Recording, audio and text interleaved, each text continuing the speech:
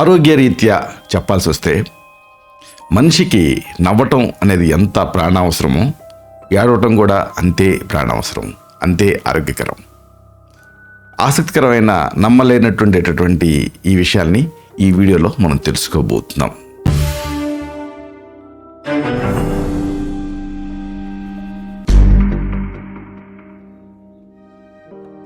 మిత్రులారా నమస్కారం. నేను మీ డాక్టర్ చిరుమామిళ్ళ మురళి మనోహర్. ఈ వీడియోలో ఆసక్తికరమైన ఈ విషయాన్ని మనం తెలుసుకుందాం. ఏమిటంటే ఇది మనసారా హాయిగా ఏడవటం. అంటే ఈ ఏడుపులో ఉండేటటువంటి సౌలభ్యం ఏమిటి, ఆరోగ్యరీత్యా దీని ఉపయోగాలు ఏమిటి, ఇది తెలుసుకుందాం. మరొక మాటలో చెప్పాలంటే ఏడవటం కూడా ఆరోగ్యమే అని చెప్పొచ్చు. ఎప్పుడు చూసినా కానీ నవ్వుతూ ఉంటే మామూలుగా చూడడం ముచ్చటగా ఉంటుంది. పైగా ఈ నవ్వటం వల్ల బోల్డ్ ఆరోగ్య ప్రయోజనాలు ఉన్నాయి. ఇది మనం పదే పదే చెప్పుకుంటూ ఉన్నాం, పదే పదే వింటూ ఉన్నాం. నిజానికి మీకు తెలుసో లేదో తెలిసే ఉంటుంది, పుట్టగానే ముందు వచ్చేది నవ్వు కాదు, ఏడుపు. అందుకే బాలానాం రోదనం బలం అన్నారు. బిడ్డ తల్లి గర్భం నుంచి బయటికి వచ్చి రాగానే ఏడుస్తుంది. అలా ఏడిస్తేనే ఆరోగ్యం కూడా. ఆ మొదటి ఏడుపులో ఊపిరితిత్తులు ఓపెన్ అవుతాయి. ఈ ప్రపంచంలోకి ఆ బిడ్డ ప్రవేశిస్తుంది. అదిగాక ఈ ఏడుపు ఆరోగ్యవంతమైంది కూడా. అంటే ఇదొక రకమైన ఎక్సర్సైజ్ లాంటిది. జీవితంలో ఒత్తిళ్ళు, బాధలు, కష్టాలు, కన్నీళ్ళు ఇవన్నీ కూడా అందరూ అనుభవిస్తూ ఉంటారు. అయితే ఈ ఒత్తిళ్ళు, బాధలు, కష్టాలు వీటిని శరీరం తట్టుకోవటానికి శరీరం ఎంచుకునే విధానం ఏంటంటే కన్నీళ్ళు. అహం దెబ్బతిన్న కళ్ళల్లోకి నీరు వచ్చేస్తుంది. అవమానాలు ఎదురైనా కానీ అప్పుడు ఆ కన్నీరు ఆటోమేటిక్గా ప్రత్యక్షం అవుతుంది. అంటే అవమానాలు ఎదురైనా, అహం దెబ్బతిన్నా కన్నీళ్ళు ఆపటం కష్టం. బాధ కన్నీళ్ల రూపంలో బయటికి ప్రవహిస్తుంది.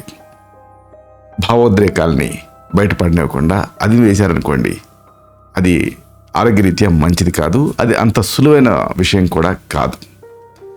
నిజానికి అలా భావోద్రేకాల్ని అదివి పెడితే అది విపరీతమైనటువంటి రిపర్కేషన్స్ ఉంటాయి, అనారోగ్యాలకు దారితీస్తుంది. అంటే ప్రెషర్ కుక్కర్లో ప్రెషర్ బయట పడేయటానికి ఆ వాల్వ్ అనేది ఓపెన్ అవుతూ ఉంటుంది కదా, దాన్ని క్లోజ్ చేశారనుకోండి ఏమవుతుంది? ఇక్కడ కూడా అదే జరుగుతుంది. రోజు మొత్తంలో చాలాసార్లు మామూలుగా చిన్నగాను పెద్దగాను అందరం నవ్వేస్తూ ఉంటాం. కానీ ఏడుపు అలా కాదు. ఏడుపు గబుక్కున వచ్చేది. ఎంతో అవసరమైతే తప్ప ఆ ఏడుపు అనేది రాదు. ఇది ఆ భావోద్రేకాల తాలూకు ఆ ప్రవాహం ఏడుపు అనేది. ఈ భావోద్రేకాలు ఎక్కువగా పెరిగిపోయినప్పుడు వాటి నుంచి మన శరీరాన్ని పరిరక్షించే సురక్షితమైన సహజమైనటువంటి ఒక మెకానిజం, ఒక చర్య ఏడుపు. ఎమోషన్ల తాలూకు ఆ భారాన్ని తగ్గించి ప్రశాంతపరిచేటటువంటి ఔషధం ఏమిటి అంటే కన్నీరే.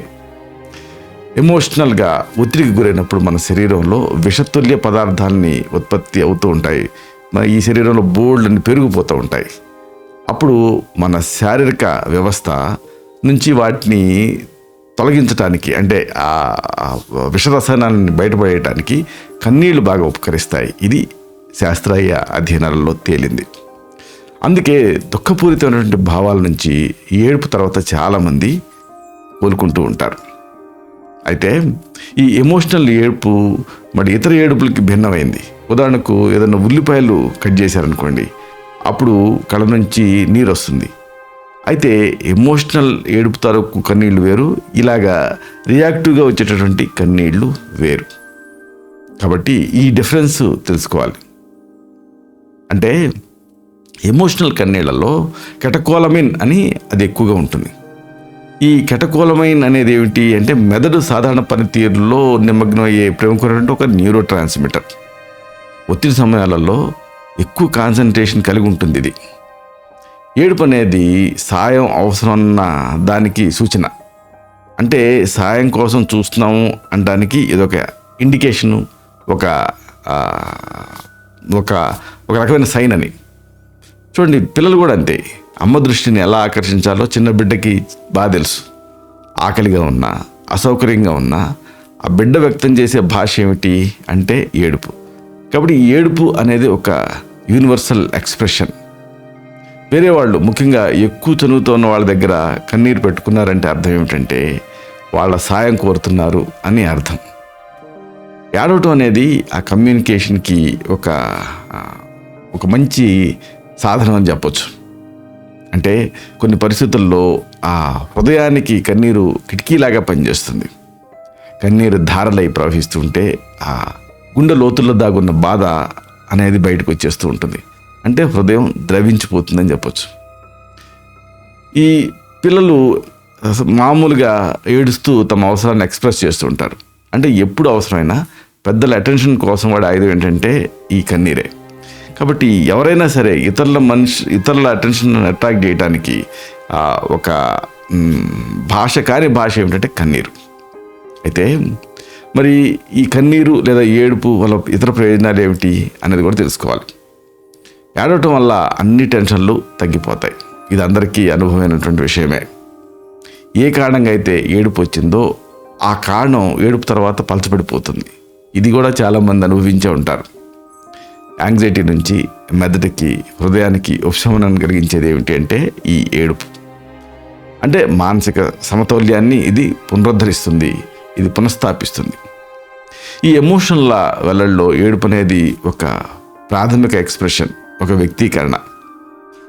ఆరోగ్యవంతమైన సహజ కమ్యూనికేషన్కి ప్రతిరూపం ఈ కన్నీళ్ళు.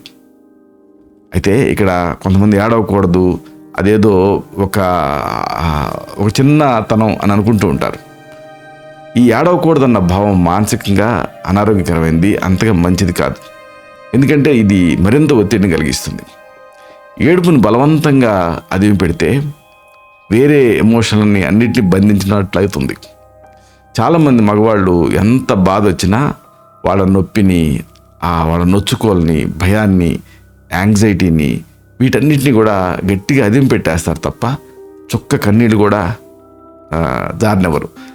పైగా అదేదో నేను అస్సలు ఏడవలేదని చెప్పుకుంటూ ఉంటారు. అయితే దీంట్లో ఇలా చేయటం వల్ల ఆ మనసులో బాధ, ఆ భయం, ఆందోళన ఇవన్నీ పెరిగిపోతాయి. గూడు కట్టుకొని ఇంకా బాగా వికృత రూపం దాలుస్తాయి. అసలే ఈ రోజులలో బయట టెన్షన్లు ఇవన్నీ తప్పటం లేదు ప్రతి వాళ్ళకి. ఇక అంతర్గత టెన్షన్లు మీరు అదుపు పెట్టారనుకోండి, అప్పుడు శారీరక, మానసిక అనారోగ్యం సిద్ధించేస్తుంది. అంటే శారీరక ఆరోగ్యం, మానసిక ఆరోగ్యం రెండు కూడా దెబ్బతింటాయి. గుండె లేదా హృదయం అనేది లేదా మనసు అనేది ఒక బెలూన్ లాంటిది. దాన్ని ఆరోగ్యపూరితమైన ఆలోచనలతో నింపుకోవాలి. అంతేగాని అనవసరమైన, ప్రమాదపూరితమైన, నొప్పించేటటువంటి ఎమోషన్లతోటి నింపుకోకూడదు. ఇది గుర్తుంచుకోవాలి. హాయిగా యథేచ్ఛగా ఏడ్చినప్పుడు మనసులో పేర్కొన్న ఆ నొప్పించే భావాలన్నీ కూడా ఖాళీ అయిపోతాయి. డిప్రెషన్లో ఉన్నప్పుడు ఏడుపును బలవంతంగా అణిచివేశారనుకోండి, అప్పుడు ఎమోషనల్ అవసరాలు అనేవి ఆ డిప్రెషన్ మరింతగా పెంచుతాయి. ఆరోగ్యవంతమైన శారీరక, మానసిక స్థితిగతుల కోసం స్త్రీ పురుషులు ఇద్దరూ కూడా ఏడవటాన్ని నేర్చుకోవాలి.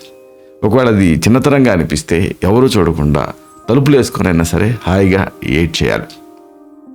శేషాలో నిండిపోయినటువంటి ఆ ఎమోషన్ని బయటికి వంపేయాల్సినటువంటి అవసరం ప్రతి వాళ్ళకి ఉంటుంది.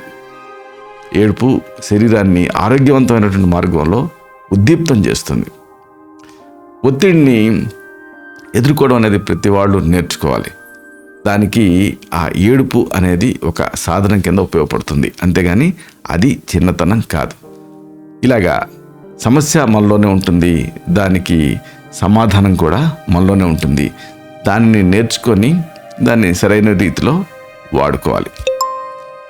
ఇలాంటి మరిన్ని ఇన్ఫర్మేటివ్ వీడియోస్ కోసం ఈ ఛానల్ సబ్స్క్రైబ్ చేసుకోండి.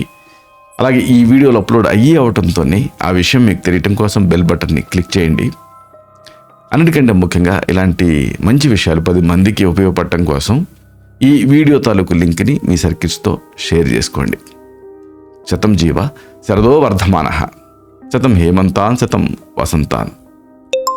100 శరత్తులు, 100 హేమంతాలు, 100 వసంతాలు వర్ధిల్లుతూ జీవించండి.